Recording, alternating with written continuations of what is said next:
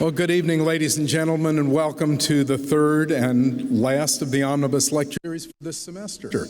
And an exciting lecture, I think it's going to be.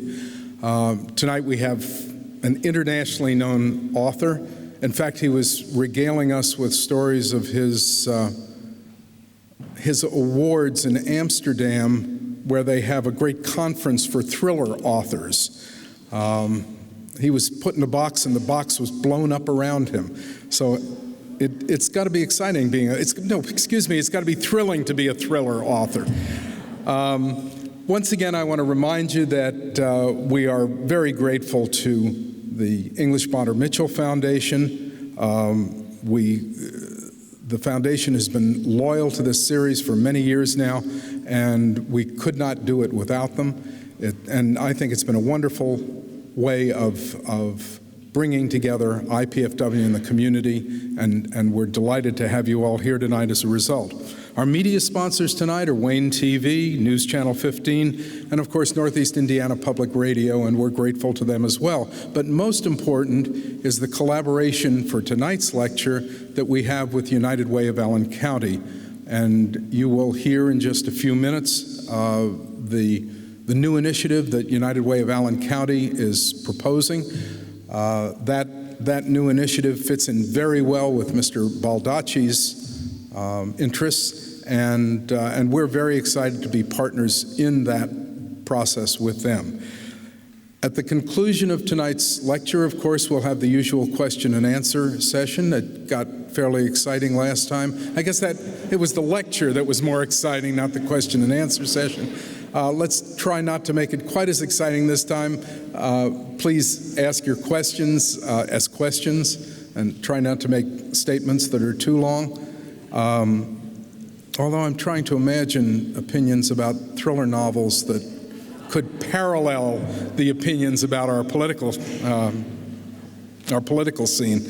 But in any event, afterwards, Mr. Baldacci will be available in the lobby for a book signing, and we will look forward to interacting with them then, and you can do it on an individual basis. Tonight, Jerry Peterson from United Way will introduce Mr. Baldacci, and will talk to you about this exciting new initiative that United Way is beginning. Mr. Peterson.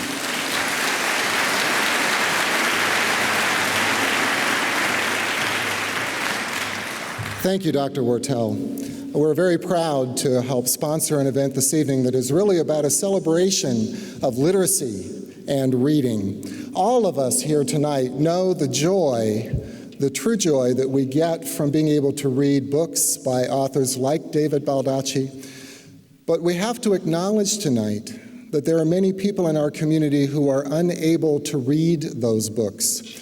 And it is because of that, and in the constant search that United Way is in to find solutions to poverty, that we have come to a real commitment at United Way to say that it is literacy and reading that is one of the true keys to solving the problems of poverty in our community. United Way wants everyone in our community to be able to enjoy that true joy of reading, and so it's for that reason that tonight, at this very place and moment, I invite you to help us launch a very exciting initiative that has been in the works for several years at United Way. The initiative is entitled Learn United. And with the Learn United language, we are challenging the community to come together in a united way to promote literacy, that we would come together and be united in changing some startling statistics about our community. Did you know that every single year there are more than 1,000 third graders in our public schools who do not pass the language portion of the I-STEP exam? That's more than 1,000 third graders every year who cannot read at grade level, and 74% of those children will never catch up.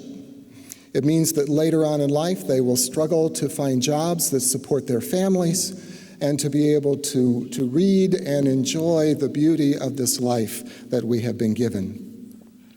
Most of the children who are unable to read are in homes where their parents or a single parent struggles to be able to provide enough income for the family just to meet their most basic needs. So Learn United is all about changing those numbers. It's about making sure that we come together as a community so that ultimately every single one of our third graders will be reading at grade level by the end of third grade. The United Way Board has made a 10-year commitment to this effort, and we're very excited about a myriad of partners who are coming together across the community. The first ones and most important are Fort Wayne Community Schools, East Allen County Schools, and Allen County Education Partnership. The primary goal, the most public goal of this initiative is to connect community volunteers with struggling readers in the school systems. And so tonight, we are asking you, all of you, if possible, to consider joining together to volunteer to help those struggling readers. And in your programs, there is a card, a response card, and we ask you to take those out of your programs. If you check that off and mail it in or leave it when you leave the auditorium tonight, you're not making any commitments. You're simply telling us you would like some more information as we move forward with this. And so we're asking you to do your part as a community, because together we can, in fact, make sure that all of our third graders are reading at the end of third grade and that they have a bright future ahead of them. And now, I know we'd all like the opportunity to hear from someone who also champions literacy, David Baldacci. In addition to writing numerous bestsellers, Dr. Baldacci is a fantastic advocate for literacy. He has even created his own foundation in support of literacy, the Wish You Well Foundation. Mr. Baldacci is a former Washington, D.C. trial and corporate lawyer, a career that gave him plenty of background for the political and legal thrillers that he's written. And he's here tonight to discuss From Thriller to Tradition, Balancing Between Deadly Suspense and Wistful Southern Fiction. Please help me welcome David Baldacci.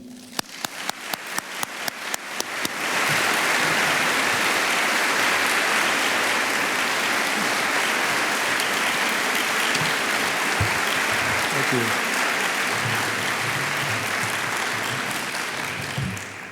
You know, it's amazing. You go out on book tour and you become a doctor. I like that. I should get out more often. Well, I wanted to thank the university for having me, and certainly it's great to be part of the United Way effort tonight. Certainly literacy is near and dear to my heart, and I'll be talking a little bit later in my remarks about my connection with literacy and what we're trying to do in our own small way to further those goals in the United States. I'm in the middle of a book tour right now with Divine Justice. I found out yesterday Divine Justice was #1 selling book in America the first week out, so that was really good news.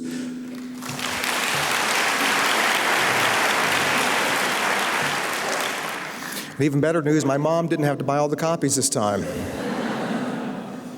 It's just great. It was getting to be quite a burden on her. So I'm in the middle of a book tour right now. It's taking me sort of north and west and south and then back home to my home in Northern Virginia. And I'm about the middle of the tour. But it's always great to go out and talk to people and readers and fans and just see that there are a lot of people across the United States who love books and love writers.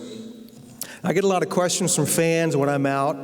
And I get a lot of people coming up to me and more telling me this statement. You know, Mr. Baldacci, it seems like there are a lot of lawyers writing fiction these days. And I look at them and I say, you know, some of the best fiction I ever wrote was when I was a lawyer. And I really mean that. Now, the other question I get more than any other is, Mr. Baldacci, what is it like to be a #1 best-selling novelist whose books are translated in all these languages and read all over the world? And I know the way they ask the question, they expect some glamorous, glitzy answer, like I get up at noon every day, and I put on my favorite smoking jacket, and I have a fuzzy little dog that I carry under my arm, and I go down to my study where I have a bevy of people waiting to write down my every utterance. Well, my life is not like that, so instead of that, in answer to that question, what is it like to be a #1 best-selling novelist, I tell them a true story about my kids. Now, my kids are in high school now, but when they were younger, when they were little kids, if you asked my daughter what her dad did for a living, she would not say that her dad wrote books for a living. She would automatically say, "My dad signs books." That's all he does. And for some reason, people pay him. I don't understand it. My daughter, I think, was the only kid in kindergarten class who asked her dad not to come to Parents' Career Day. And I asked her about that later, and she said, "Dad, I thought you get in trouble because if you write in the library books, you get a detention." So. Now, she must have passed his wisdom on to her little brother. The first time I took my son to a bookstore, he was about 3 years old.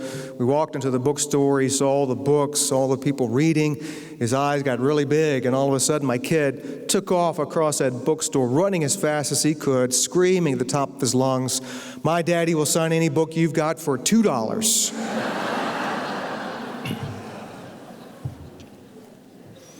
So that's what it's like to be a #1 best-selling novelist. I don't go to kindergarten career day, and I get $2 per book for writing my name in a book that I didn't necessarily write. You'll be glad to know that I've waived my signing fee for tonight, and I will sign your book for free. I started out as a short story writer. When I was a kid, a little kid, I used to tell these whopper tales all the time. And I guess I did it mostly to get myself out of trouble with parents and assorted school officials. And my mom got tired of it finally. She went to a bookstore and she bought a blank page book and brought it home and said, "Start writing some of this stuff down." And I think she did it just to shut me up, but I started writing it down, and I've never stopped. You know, I'm a writer today because I was a reader as a kid, and that's why programs like the United Way are so critically important. If I were not a reader as a kid, I would not be standing before you today having written so many novels, because I really wouldn't have written anything. Books were that important in my life. Now, I started writing short stories when I was in middle school and high school, and when I was in college. And I sent them out to magazines and periodicals you probably never even heard of. The New Yorker. Another rag was Atlantic Monthly, I think. And I got a lot of rejections back. I mean, dozens and dozens of rejections over the years. And I found out one thing: no matter where you sent your short story to, no matter what magazine or periodical, you got the same pre-printed card back.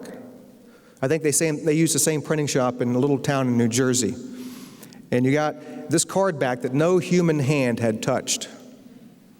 And it said something like this: "We hope this finds a place somewhere," talking about the story that I'd written with my blood and my sweat and my tears. And it went on to say, "Rest assured, that place will never be here." So with all that encouragement, I just kept going forward. And now, what is a rejection? I've always considered a rejection, at least as a writer, a badge of honor. Because if you're rejected as a writer, it shows you're doing two things. One, you're actually writing something and finishing it. For those of you who have attempted it or done it, it's not that easy to do. And you've taken this very personal thing that you've created and sent it out to a complete stranger, probably with the result being if they even contact you back, it's not going to be good news. So a rejection is only really a negative thing if it dissuades you from following something you're passionate about, regardless of whether it's writing or something else, some other endeavor. That's the only way a rejection can really hurt you. And let me tell you, passion is very rare these days. And if you have it in your life, be very loath to give it up, because if you do, it may never come back again. So that's the only time rejection hurts you. Keep moving forward if you have passion about something. Now, I went from short story writing to screenplay writing. Now, I was a lawyer in Washington, D.C., and a friend of mine who went out to Los Angeles to break into film as a producer. He was out there for a few years. He was not successful, and he came back and he brought with him what was then an unproduced screenplay, and he asked me to read it and give him my opinion. I read it, and my opinion was clear. I mean, it was just garbage. I'm sure that shocks you about a Hollywood screenplay, that it could actually be bad, but this one was really bad. It wasn't even a story. It was like a series of disjointed vignettes, and the potty humor was all stupid, and there was no character development. And I was convinced no one would make a movie out of this drivel. You know, Austin Powers went on to become an enormous hit. Really big. I'm sure nobody here went to see it, but apparently millions of your fellow citizens did, and they liked it a lot. So although I clearly had no sophistication or talent for reading screenplays because I had missed all the subtle nuances and brilliance of the Austin Powers franchise, but nevertheless, I spent 4 or 5 years writing screenplays while I was practicing law in Washington. It was a different medium for me. It was a different way to tell a story. Instead of it being on a printed page, it was going to be on a big screen in a theater. And it was a very technical way to tell a story, and it was very challenging. And I finally got a screenplay agent in Los Angeles based on my screenplays, and let me tell you, that's very difficult to do when you don't live there, because my first meeting out in Los Angeles with a very young producer, he looked like he was about 11 years old, ran a major production company, and he said, "So where are you coming from?" And I said, I'm coming from Virginia. And he looked at me and he said, "What's that?" Not, "Where's that?" "What's that?" And I thought he was kidding. I said, "It's a state." He said, "A state of what?" And I said, "It's a state of the United States." And he said, whatever. Now, I'm a native Virginian. I'm proud of where I come from, as I'm sure you are. So I said, there are actually 2 Virginias. And the kid looked at me and said, "No way." And I said, "Yeah, there's a Virginia and there's a West Virginia." Well, he said, "Isn't that confusing to people?" I said, "No, West Virginia is actually in Canada." And he was like, "Oh, I get it. Oh, that makes sense." So anyway, I had an agent in Los Angeles, and my career was starting to take off. People were noticing the screenplays, and I had some option. And I thought, I'll be a lawyer by day, and maybe I'll sell a screenplay, and somebody will make it into a movie, and that would be a nice sort of side career that I would have. Well, about the time that started to take off in my life, I'd finished my very first novel, Absolute Power. For those of you who have read the book or seen the movie, upon which it was hardly based at all, here's the sort of the synopsis of the novel. In Absolute Power, the President of the United States is not a really nice person. He has affairs with other women. During one of these trysts, something really bad happens. There has to be a cover-up. Eventually, the truth does come out. At the end of the novel, he's impeached by the United States Congress. Now, I have to tell you, when I wrote that story, it was entirely original.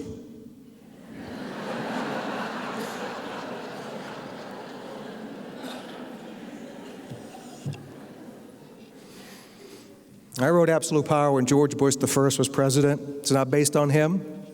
It's not based on any president you might be thinking about right now. It was just sort of a cool story that I had developed when I was working in Washington. I worked very close to the White House. I'd see the president come and go with the motorcade. And I thought about, wouldn't it be original to have a novel where you sort of flipped all the stereotypes? You made all the good, traditionally the good people not so good, and you made the person with the highest moral fiber in the entire novel a burglar who stole from people. And I thought it was an original story, and it really catapulted me into sort of this international bestsellerdom. And I was an internationally best-selling thriller writer when really I'd only started out wanting to be a short story writer many years ago in Virginia because I was just enthralled with reading books. I wanted to create stories that would mesmerize people the same way that I was enthralled when I would read books by my favorite authors.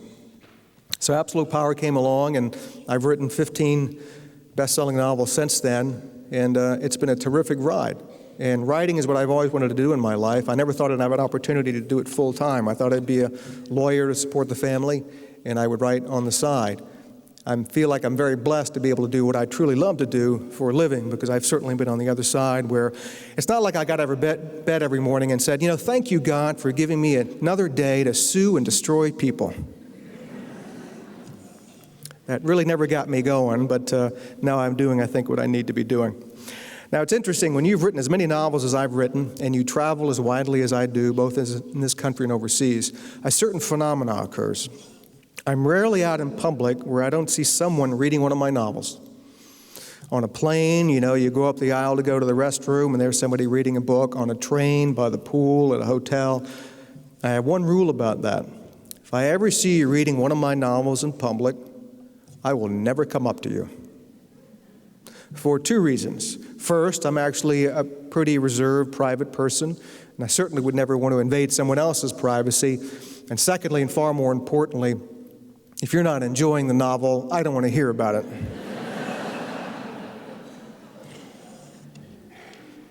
That's in the category of life being too short. That's what Amazon.com review boards are for, by the way. You can go on Amazon and anonymously trash any writer that you want. I went on there a few years ago and I read a review by a woman who gave me 1 star out of 5, which is the lowest that Amazon allows. And she was lamenting the fact that Amazon did not allow for 0 stars, because that undoubtedly would have been my fate had they. And she said, my problem with this book is I figured it out in the last 3 pages and therefore found it predictable.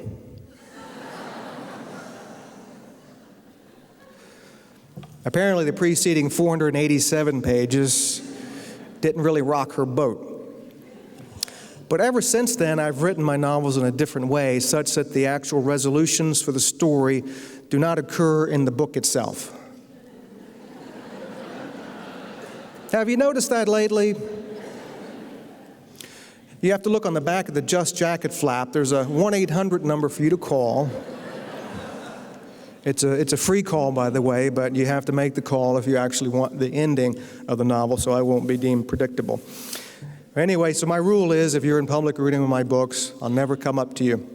Well, about 4 years ago, I was on a book tour. I flew into LAX really late at night. I had a very busy day the next morning. I just wanted to go, grab my bags, go to my hotel and crash, and then start the new day. As I'm walking towards baggage claim, I see this guy standing in the middle of the aisle with his luggage strewn all around him, and he's just standing there reading a book. And my first reaction was, this poor guy has no life. I mean, it's midnight at LAX, he's by himself, he's standing, he's not even sitting, and he's reading a book. My second reaction was one of curiosity. I have a lot of writers who are friends, and I'm a writer, so I thought, what is this guy reading? As I walked by and looked back, I saw he was reading a copy of Absolute Power. Then my dilemma was sort of obvious. I remember so vividly just sort of vacillating back and forth. Should I? I've got this rule. Shouldn't I? I've really got this rule. Finally, I decided, he looks okay. I walked over to him and I said, boy, it looks like you're really enjoying that book. He said, oh, yeah, it's great. It's a page turner. I'm really enjoying it. I said, well, I'm really happy to hear that, actually. Would you like me to sign it for you? And then the book came down a little bit, so I could see his beady little eyes. And this guy looks me up and down in a really unflattering way, and he said, no. I don't want you to write your name in my book. I took a step back. I felt like a fool. I said, sir, I'm so sorry. I actually have this rule about not doing what I just did. But I saw you reading the book. You said you'd enjoyed it. So I just thought you'd like it autographed, because I wrote it. So he looks me up and down again, and he said, no, you didn't.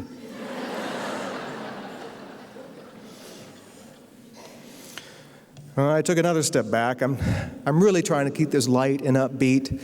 And I said, ironically enough, Absolute Power was my very first novel. I am David Baldacci. So then the guy points a finger at me. I won't tell you which one. And he says, look, freak, get away from me. You're not David Baldacci. Man, I could only assume this happens a lot at LAX, I know it's a strange place. You got a white-haired guy walking around going, I'm Mark Twain, I'm dead. But I saw you reading Huckleberry over there, and... Well, by this time, a small crowd had gathered around us, I guess, waiting for us to start punching each other out. I'm a nice guy, I'm a really calm guy, it takes a lot to get me upset, but this man had pushed all my buttons way past maximum. So I said, excuse me. So I reached up and I ripped the book out of the guy's hand. I flipped it around where there was a big picture of me on the back. I held it up to my face and I said, "Do you see, buckaroo?" I am David Baldacci. He looks at the picture, he looks at me, he gets a really sheepish expression on his face. He slowly reaches in his pocket and pulls out a pen. He's kind of looking down at his shoes, he's chuckling, and he said, "Mr. Baldacci, what an honor."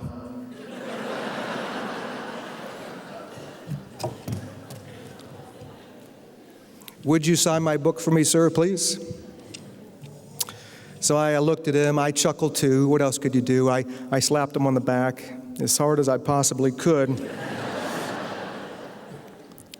And I said, "No." But I did, I signed his book. But trust me, if you are ever out in public reading one of my novels and you see me, you'll never be able to catch me.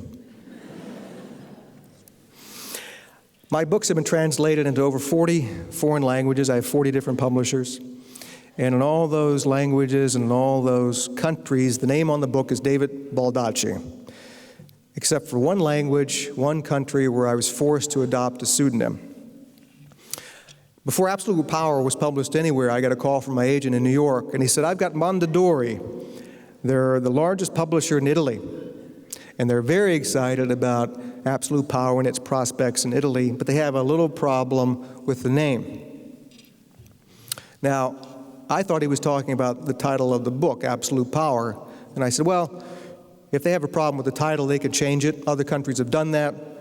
For instance, in Germany, if you travel to Germany and you look for a copy of Absolute Power, you will not be able to find it, because in Germany the title is Der Präsident. Well, my agent said, no, they love the title. The problem they have is with your name. Now, for those of you who thought that maybe Baldacci was, I don't know, Irish, it's not. I'm Italian-American. So I said to my agent, I said, the Italian publisher has a problem with my Italian name? And he said, "Oh, yeah, it's a big problem, actually." I said, "Well, how could that be? I mean, the Latvians love me, the Germans, the Koreans, the Swiss, the Danes, they all love me as David Baldacci. Why do the Italians have a problem?" He said, "Well, it's a well-known fact that other Italians don't think that Italians can write." And I just thought about that for a second, and I said, well, Dante, Machiavelli, and Puzo had pretty good careers, didn't they? He said, well, the problem is, just like American film, people want American thriller writers. And if they see Baldacci on the cover, they're going to assume you're an Italian, not an Italian-American, and you're a second-tier thriller writer, and not going to buy your book.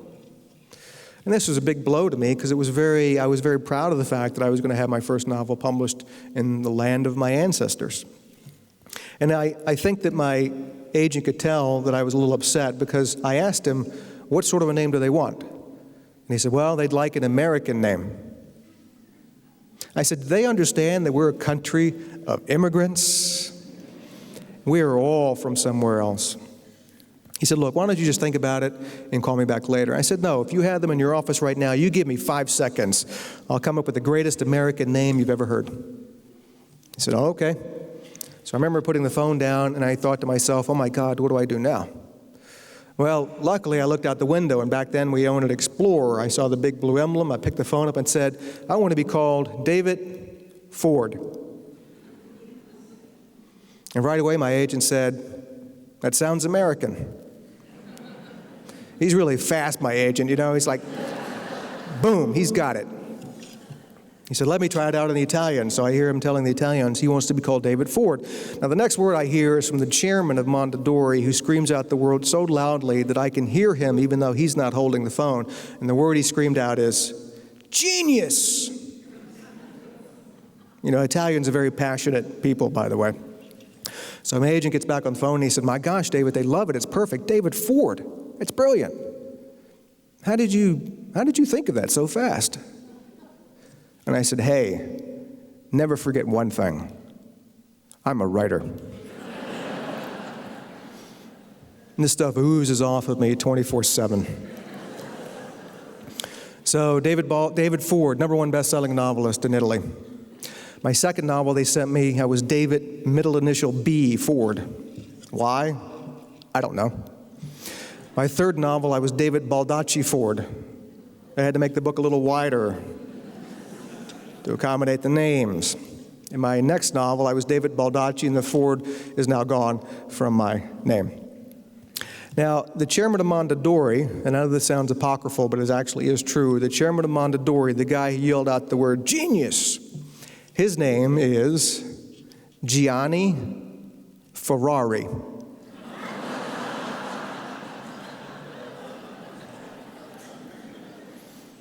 And when I do a book tour in Italy, we're always introduced as Ford and Ferrari. Very nice. You never know.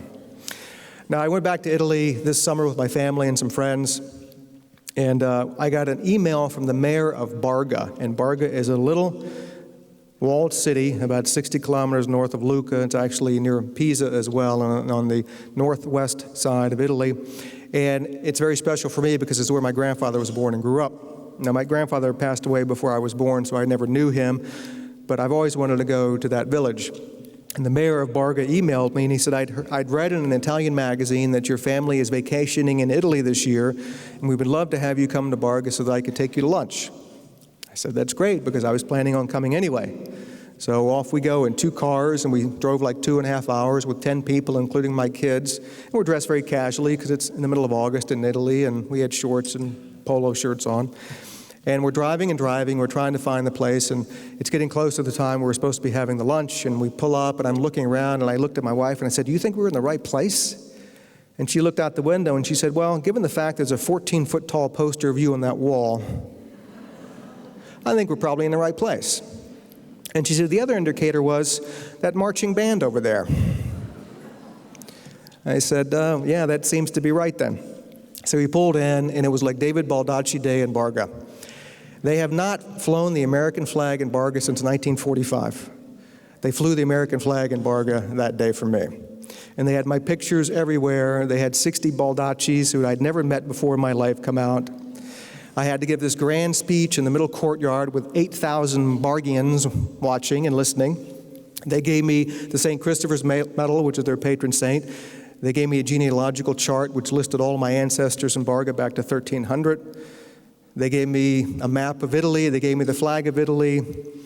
They gave me, I was made an honorary citizen of Barga with the condition that I voted for the current mayor each time that I was there. But one of the most special things they gave me was a journal that was started by my ancestor Pietro Baldacci in 1635 out of the town archives, and he had handed it down to his descendants over the years, and the last entry in it was in 1850, and they gave that to me as a present. It was a beautiful book, full of script, and beautiful Italian script, and it was just a terrific day.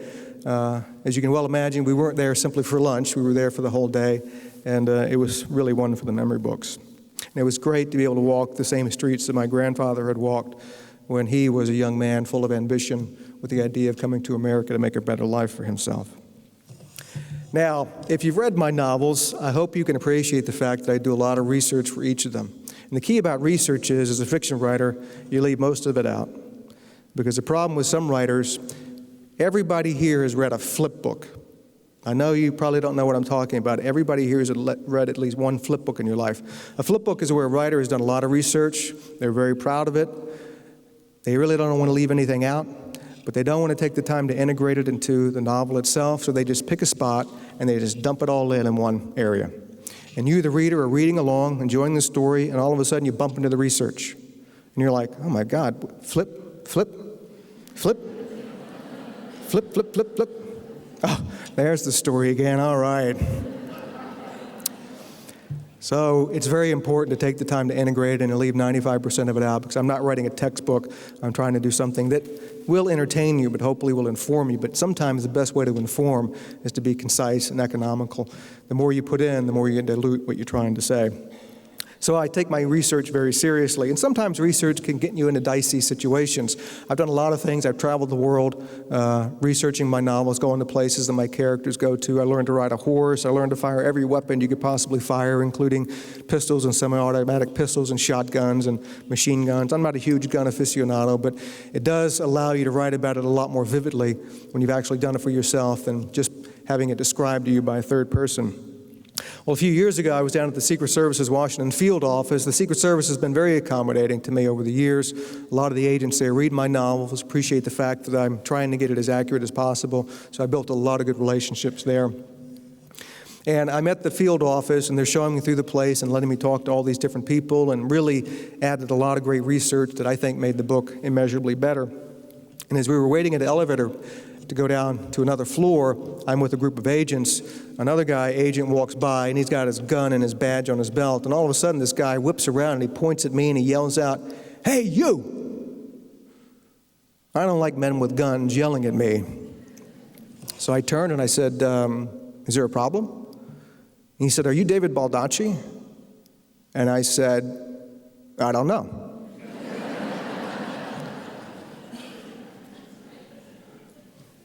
Do you like his books? Because, if you don't, I can easily be John Grisham.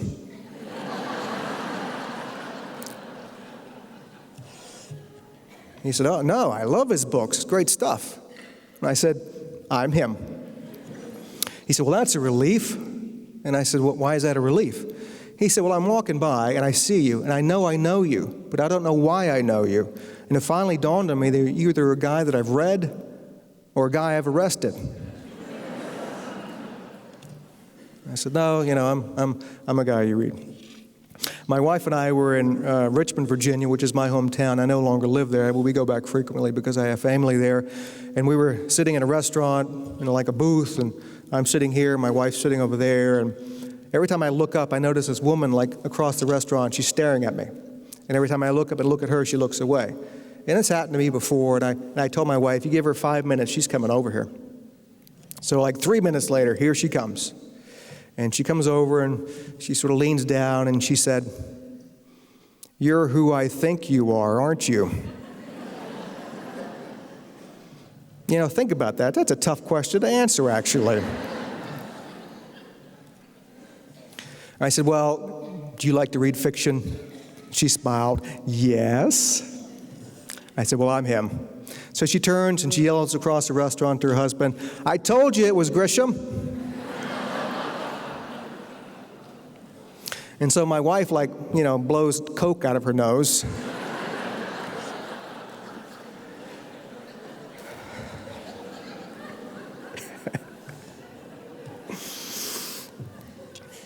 And she said very politely, I might add, she said, "Right genre, wrong author." So the woman looked mortified, she really did, and she looked at me and she said, "Are you Baldacci?" And I said, "Yeah, I am." So she turned and yelled over to her husband, "Jim, I was wrong, it's the Italian."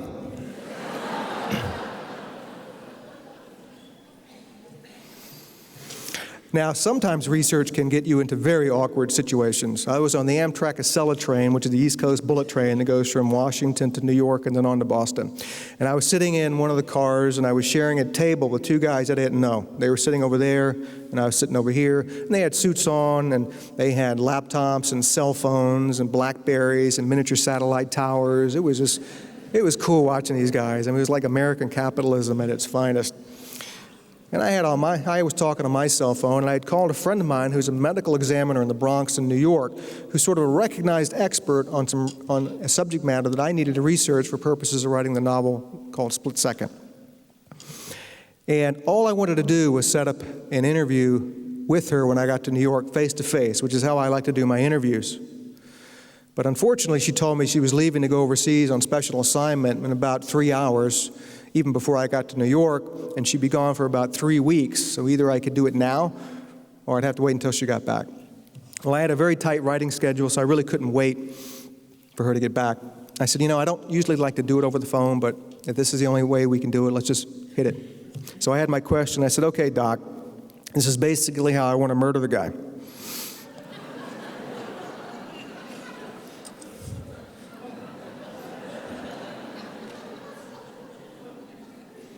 Well, yes, in hindsight, it does look pretty stupid, but And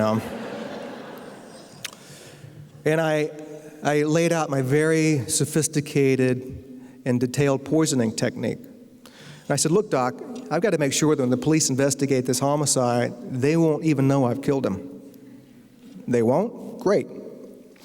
I said, as you know, there's going to be a post-mortem done on the body, an autopsy. I need to make sure that I'll be able to fool the medical examiner so they won't know that I killed this person. They won't? Good again. You know, my friend medical examiner actually went on to say that, you know, David, I've often thought about murdering people.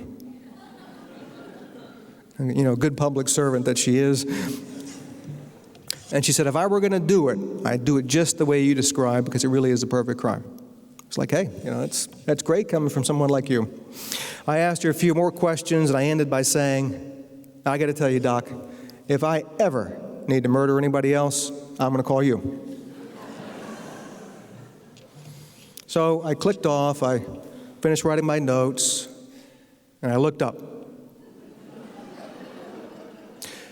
This guy over here had spilled his coffee from his neck to his belt.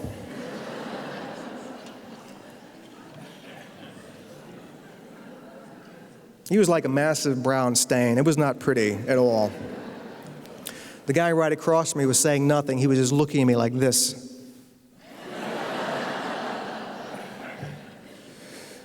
And then over his shoulder, I see the Amtrak police coming. I didn't make it to New York that day. I was what is called detained. Now, it's Split Second, which is the novel that I wrote based on this research. There's an acknowledgement section, just as there is in all of my books. It's at the back of the book. The last acknowledgement in Split Second, if you've got it or you want to get it and read it, it goes something like this.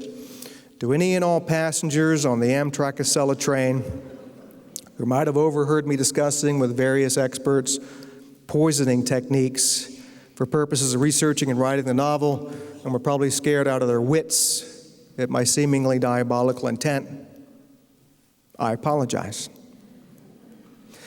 And I thought it was really fair of the judge to let me do it that way.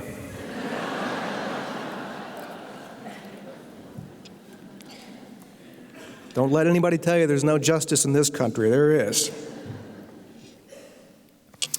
Most of my novels have been thrillers. 2 of them were not. The Wish You Well, which is the same name that we have for our family foundation that I'll talk about in just a minute, was based in 1940 in Southwest Virginia, a little mountaintop there. A lot of reviewers called it sort of a To Kill a Mockingbird sort of story. And it's taught in schools and middle, high school, and colleges across the country. I think it's changed a lot of people's lives in many ways. It was such a joy to write that novel. I first crafted it as a screenplay for a feature film, and I had a director named Ivan Reitman who's done these huge comedies like Ghostbusters and Stripes, and he called me up from California one day after reading the script, and he was like weeping. He said, this story is so beautiful, I want to film it.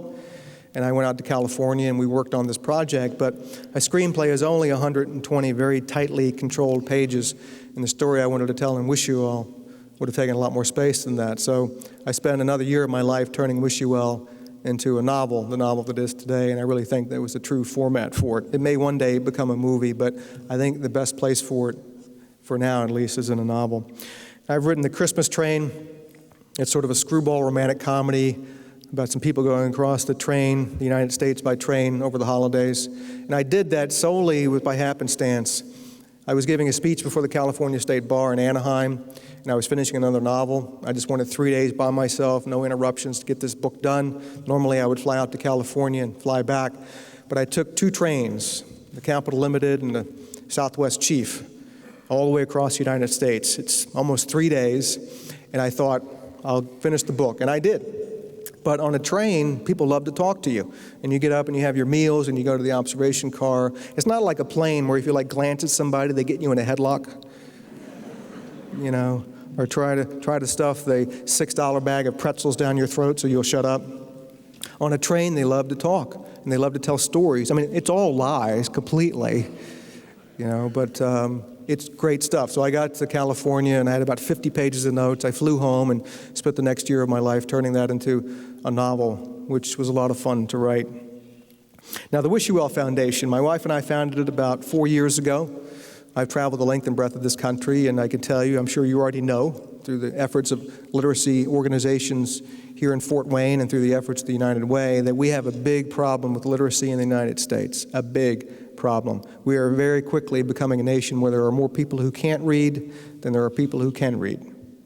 There are 300 million people in the United States. There are 200 million adults. 100 million adults read at the two lowest levels of literacy. Half the adult population is functionally illiterate. That's a staggering statistic. Staggering. Now, they graded each part of the country, and you would think, okay, in the very poor areas, maybe like the Deep South, that don't have a lot of tax revenue, a lot of tax base to have good schools. Well, the Deep South did score the worst, but they were tied. They were tied by the Northeast United States, which is home to 10 of the biggest metropolitan areas in the United States. You'll be glad to know the Midwest actually scored the highest in its literacy capabilities.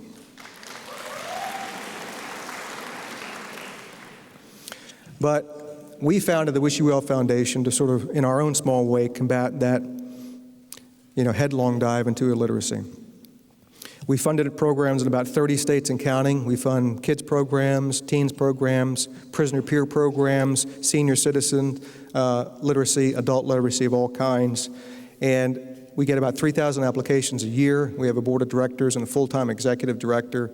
And we have 4 cycles a year where we go through all the applications and fund as many programs as we possibly can, because it is vitally important. If you think about it, some people think, okay, reading is important. I want people to enjoy to be able to read so they can lay on the beach and read the latest blockbuster. That's fine, but it's not more important than that. Then you get people who sort of get it a little bit more, and they understand, well, you need to reach your full potential. You need to be able to read to get a good job, and that's how you are going to be able to exist and have a better life for you and your family, and that's also true. But you have to take it one step further. Literacy is the core foundation of what makes us a democracy. If you have an illiterate nation, you cannot have a democracy. It's impossible. No country on earth has ever done it, and I don't want to bet that we can.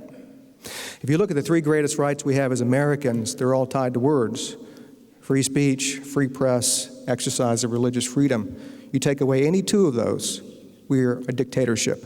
We're no longer a democracy. If you think the margin of error is really high, it's not. It's a very narrow margin of error. I don't want to wake up one day in this country and realize that there are more people who can't read than can read, because I know it will change the entire dynamic of what this country represents. So the programs you have here in Fort Wayne are fabulous. It is a staggering problem, though. It's beyond a crisis. It's an epidemic across the country, and it's only getting bigger and bigger every day. And because of the economic crisis, governments have even fewer dollars to throw at this problem. I remember years ago asking an educator in a symposium about literacy that if you have 100 million adults who read at the 2 lowest levels of literacy, and the federal government only spends on average $5 a year per person on that, why does that make sense? Why don't they spend more money on adult literacy efforts? And the educator sort of looked at me like I was a simpleton, and she said, think about it. If the government acknowledges there's a problem with adult illiteracy in the United States, they also have to acknowledge there's a big problem with the K-12 program in this country, and they're never going to do that. So most of the efforts for adult literacy come through private foundations like Wish You Well and others. We've done as much as we possibly can do, and we're going to continue to do it every day to keep fighting the good fight to try to turn this around. And there are so many great programs out there, many of them here. I've talked to a lot of people in Fort Wayne earlier today who have a lot of programs that I think the Wish You Well Foundation will be very proud to sponsor. They're going to send us applications, and so I think a lot of our funds are also going to come to Indiana and help turn the situation around.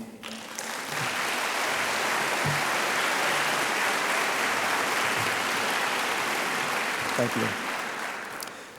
The other program that we run through the Wish You Well Foundation is called Feeding Body and Mind.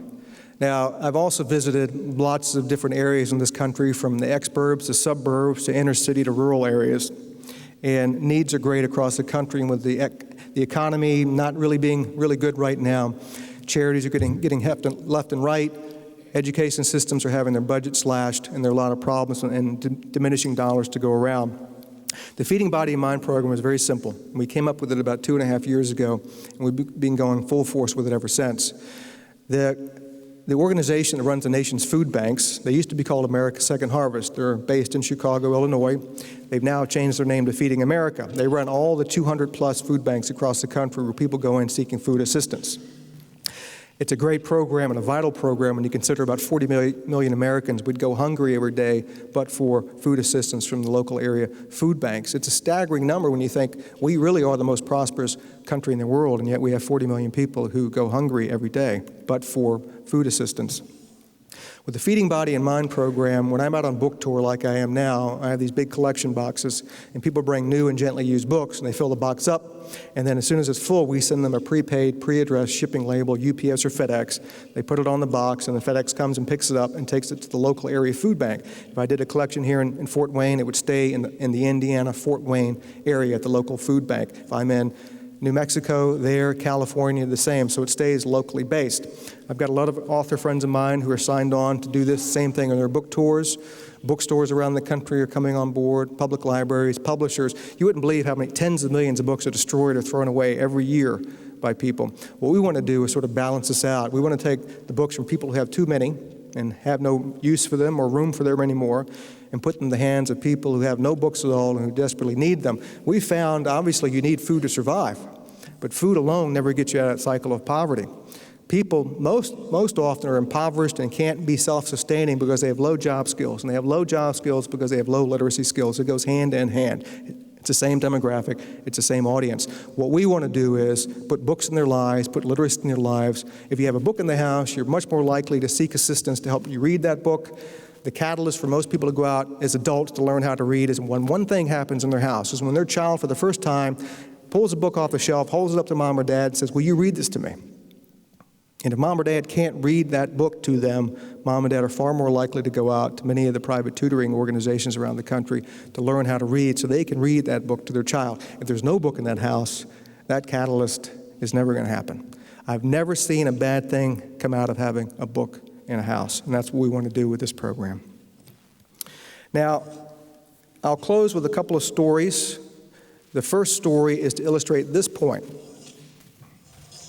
Words really can change your life. Maybe it's happened to you. Here's how it sort of happened to me. I was on a book tour about 4 years ago. I had done a coast-to-coast, 30-city book tour.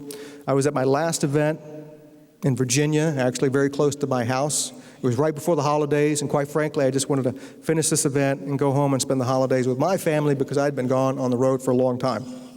Now, there are a lot of guys in line buying last-minute Christmas presents. I mean, it was dominated by men.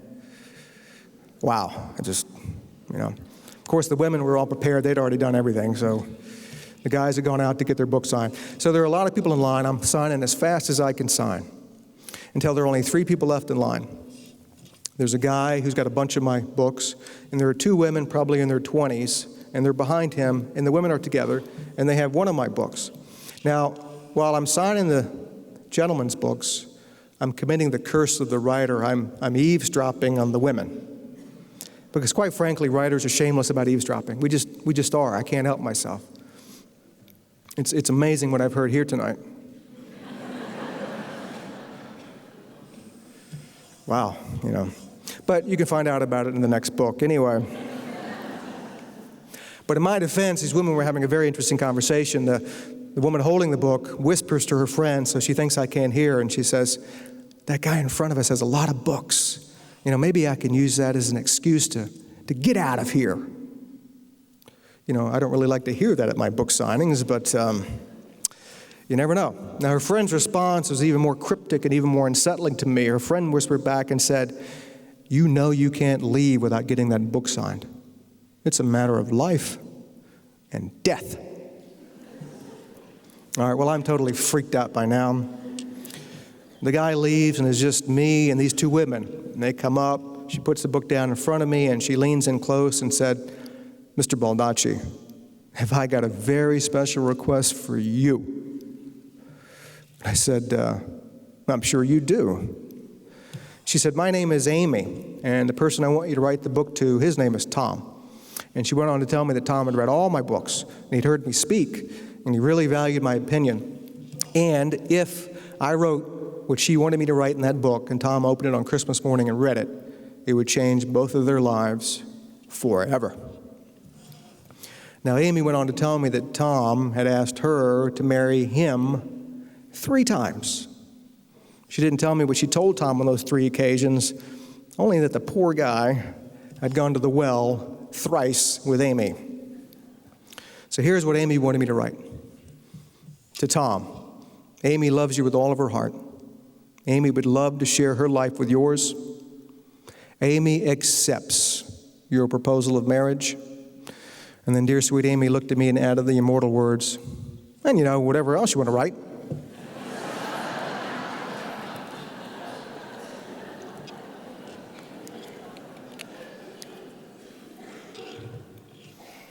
Feel free to try to top that tonight. So she said, will you do it? It's sort of important. I said, Amy, I can see it's important. And I thought about it, and finally I said, you know what, Amy? If you have the courage to come up to a complete stranger and ask him to do something so significant in your life, then the complete stranger should have the courage to do it. And I did. I wrote everything she asked me to write. And then something really weird happened. It was like the holiday spirit seized me somehow, because I kept going. I wrote down one page, I turned the page, I wrote down another page. I wrote 3 pages on this woman. Bringing to bear all my gifts as a storyteller, as a wordsmith.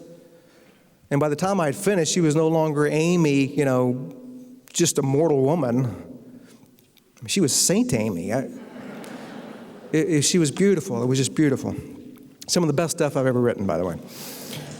And she read it, and she was laughing. She started crying. She hugged me. She goes, oh, my God, thank you so much. Thank you so much. And then she's walking off. I remember calling after her, and I said, Amy, you tell Tom. He's a hell of a lucky guy. And then Amy, a woman I didn't even know, disappeared from my life. Now, as I'm packing up to go home, something struck me about what I really had just done. And I started to pray. I said, God, can you let this marriage work out? Because look, if Amy turns out to be not nearly as wonderful as I wrote that she was in those 3 pages, and she instead, ruins that man's life, Tom is coming for me.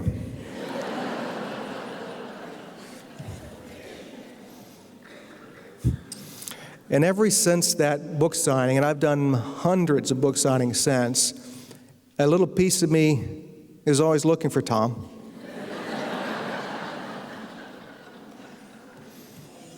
I really hope that guy is happy. I just really do.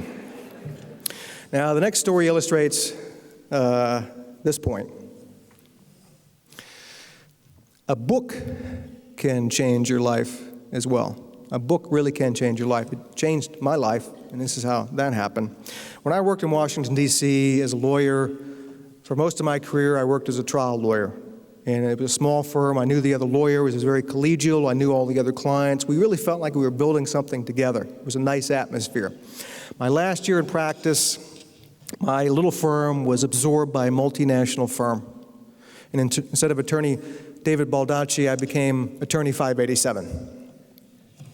And at this firm, I was told that I was going to work with a senior partner who was described to me as the most anal lawyer in America.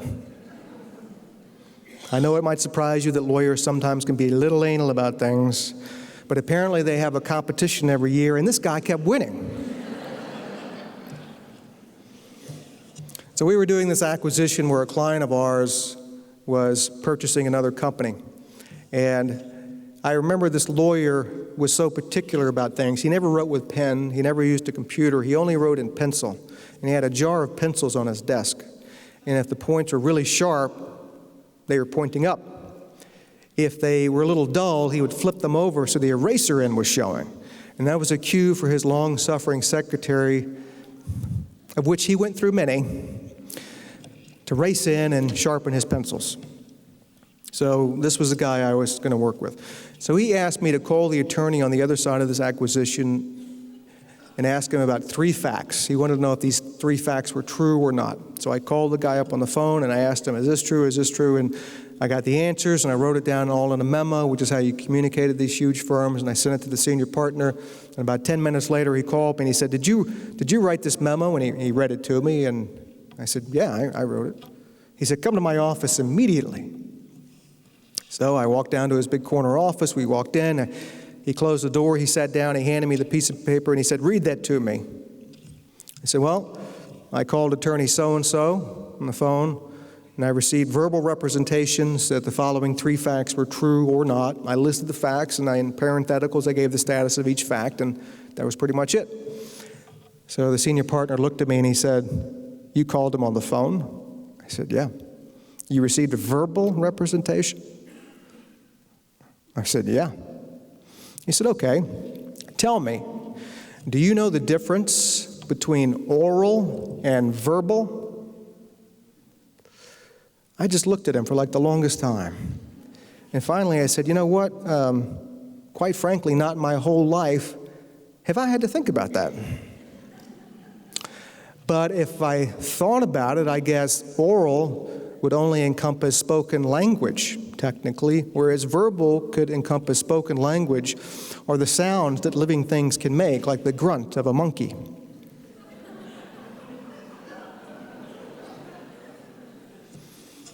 He said, "Exactly. You didn't receive a verbal representation, you received an oral representation. I don't tolerate imprecision in my attorneys. Don't ever let that happen again." So anyway, while the guy's talking to me, the theme song from The Twilight Zone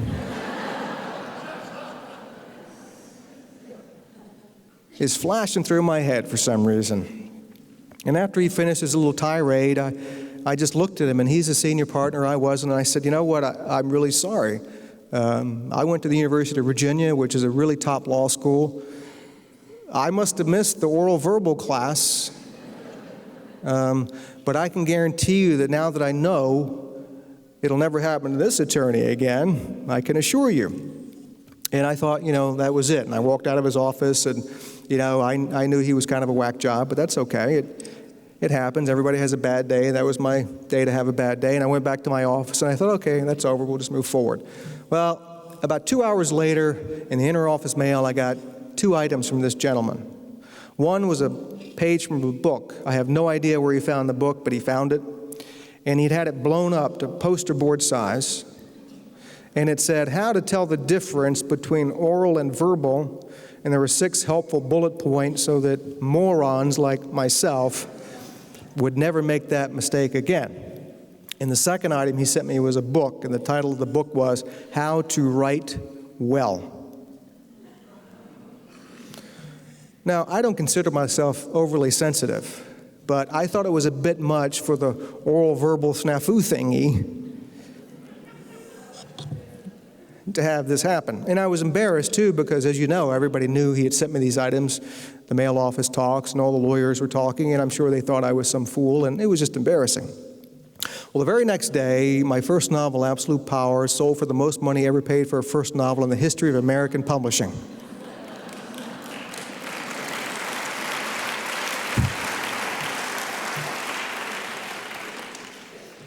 It was a good day for me. And you have to understand, too, all those years I was writing, by the time I sold Absolute Power, I had been writing for almost 16 years, with not a whole lot to show for it.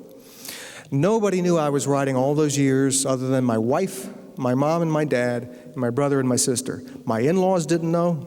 None of my close friends knew. My aunts, uncles, nieces, nephews, cousins, nobody I'd ever practiced law with knew that I was writing all those years, because it was a very private thing for me. I didn't have anything really to tell them. So what? Who cares? It's not like CNN Newsbreak, Baldacci's writing. What is a Baldacci? I don't know.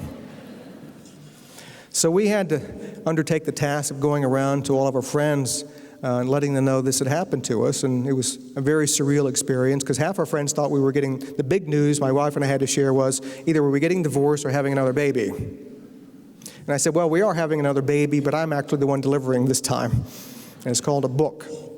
And I also had to call my father-in-law, who at that time lived in the Midwest, and is a big, gruff guy. And, I called him up and I said, all these years I've been married to your daughter, I have to admit now that I've been leading a secret double life.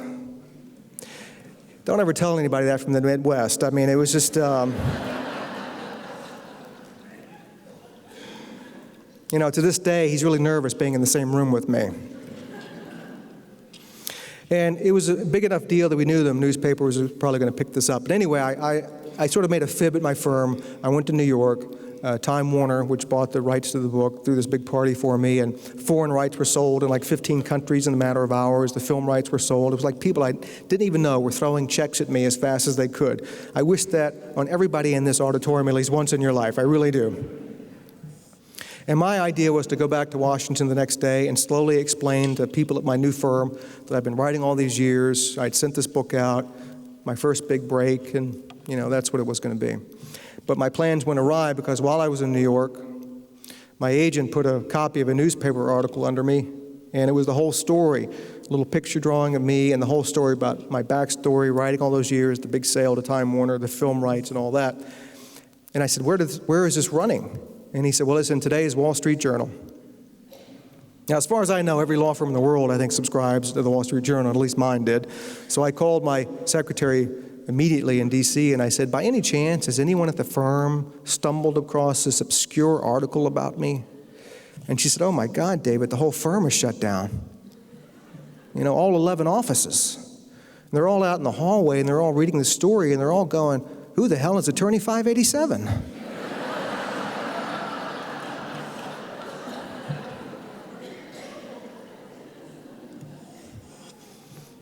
It must have been some book he wrote. So I got back to D.C. the next day, and I was slowly explaining to people, what had happened. And I still worked at the firm and still worked there for a while afterwards. And I went back to my desk, and I sat down, and I saw that book, How to Write Well. This is not an apocryphal story. This really happened. And I remember staring at this book for an hour.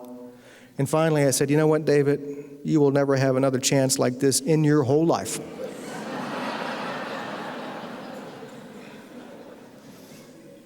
So I picked the book up, and I marched down to the senior partner's office. I went in. He was behind his desk. He was looking kind of grumpy. I think he had read the Wall Street Journal article and knew I wasn't going to be sharpening his pencils much longer. With as much sincerity as I could muster, I held the book up and I said, I just wanted you to know how much this book has changed my life. Thank you.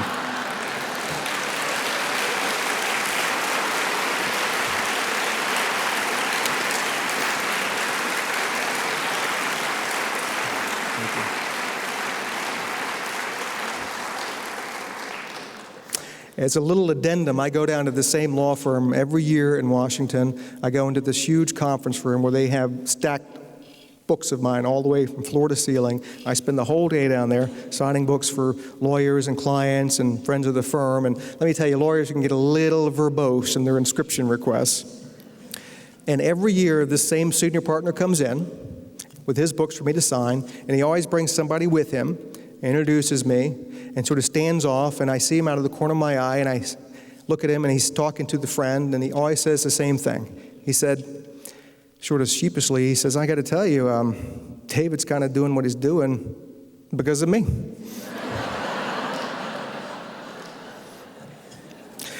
Now, before we have the question and answer, I have been asked to read this, and I certainly am very honored to do so.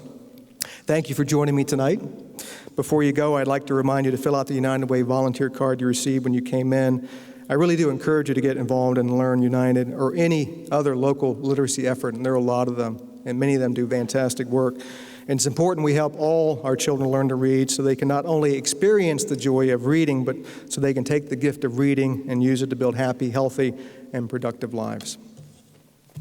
Now, I'd love to take some questions if you have them. Yes. I'm one of these unfortunate people who are slowly decreasing. I can't go on vacation without picking up a newspaper. We were in Williamsburg, Virginia in late August on vacation, and there was this thing about the police chief. I would like to paraphrase Paul Harvey and hear the end of the story to find out, did they take his degree away or what happened there?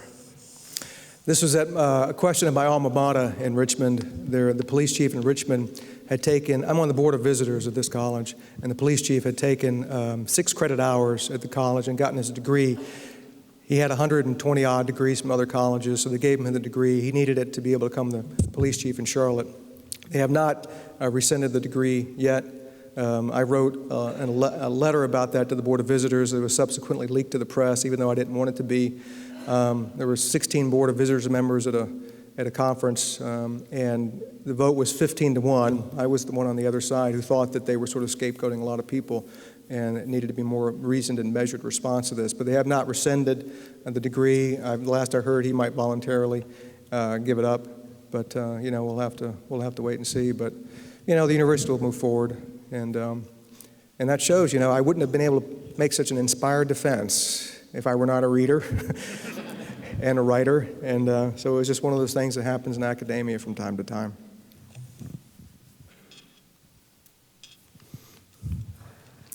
There's one down front. Yeah, just go ahead. Yeah. When you start a story, do you have a vision on how it's going to end? And as you're writing a book, do you ever go down a tangent and change it? Do I know when I first started writing the novel how it's going to end, whatever's going to be in it? I start down one path, and all of a sudden I go down another path. I rarely know the ending of a book when I first start writing it. I may not know the ending until I'm halfway through, 3/4 of the way through.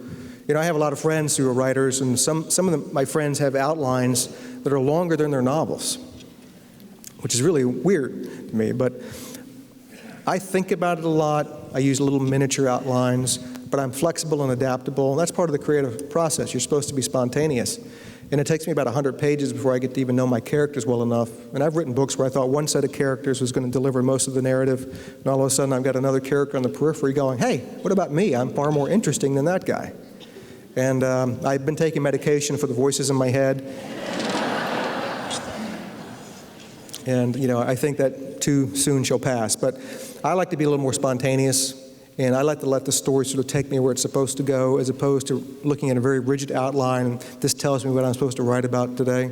I think that's a little bit of the cheap way out. It's easy to write an outline, you know, 1, subsection 1, A, B. Main character does something cool today. You know, anybody can write that line. Then you have to think of what the cool thing the main character does. So I think some writers do these amazing outlines so they can procrastinate on actually writing the book, which is the hard part. I don't count words. I don't do 2,000 words a day or 10,000 words a day. I've never understood that artificial goal. You know, I sort of chide some of my writer friends to do it. And I said, the only reason you count words is so that you can get to 2,000 and then chuck it and go play golf, is what you really wanted to do today anyway. And they're like, well, you know, yeah. So for me, some days I write no words, some days I write 10,000 words, and then I write 500 words. It's not the quantity of the words, it's the quality of the words that are supposed to matter in the story. So I'm very flexible on that. No day is a typical day for me. My life is typical only for being atypical. Do we have any questions in the upper tier?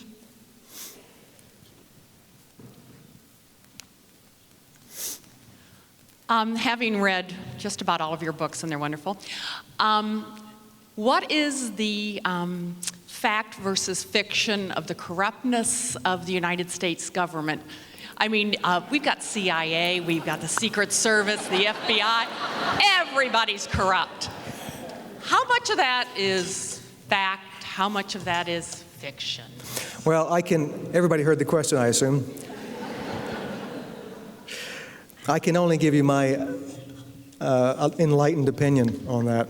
I have a lot of friends in a lot of different agencies, law enforcement, intelligence, defense, and I really respect the people in the trenches who actually do the work day in and day out, risk their lives to keep us safe, who do the nitty-gritty stuff that needs to be done to keep our nation protected, to keep our nation moving forward. And they come from all walks of life, and they've joined those ranks for all sorts of reasons. But I found, at least in my experience talking with them, they sort of have a commonality of wanting to serve the public. That's one of the main reasons they get into what they do. A lot of these people have specialized skills. They could go into the private sector and do far better financially, but they want to serve their country. With that said, my major problem, and I think in a USA Today interview, somebody asked me on a scale of 1 to 10, with 10 being cynical, really cynical, and 1 being not cynical at all, what's your level of cynicism, you know, vis-a-vis the government? And I said between an 8.7 and a 9.4. I said, not that I've given it a lot of thought, but that's kind of the sweet spot I'm talking about. I have a problem, I think, mostly with the leadership, oftentimes the political leadership of putting people in the trenches in the wrong position, putting them in positions where they're going to fail no matter what they do, and taking the country in some wrong-headed directions from time to time.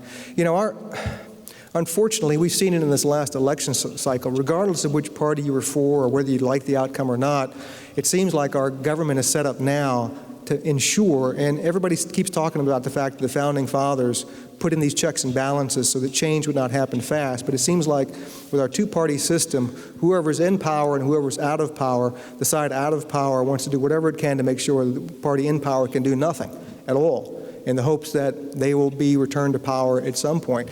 But the people who are really hurt by that are us, as citizens, when nothing really changes anymore.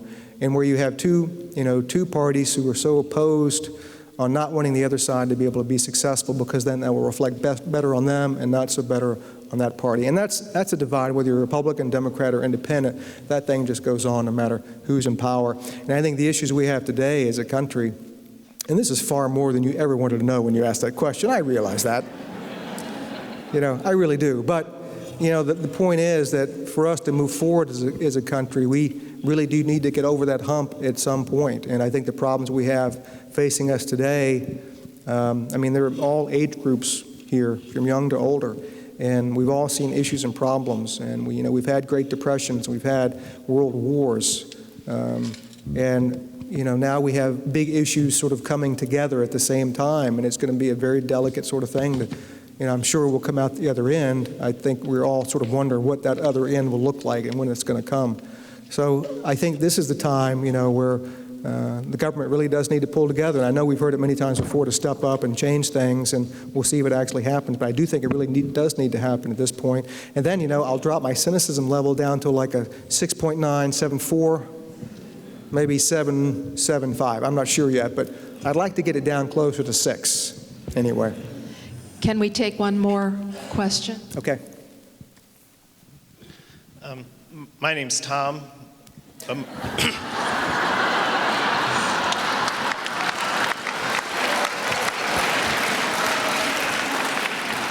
Man, you look great. You look great. Where are the kids? But my wife's name is not Amy. I appreciate your comment on free press, free speech, free religion, and how that we lose one, we have a dictatorship.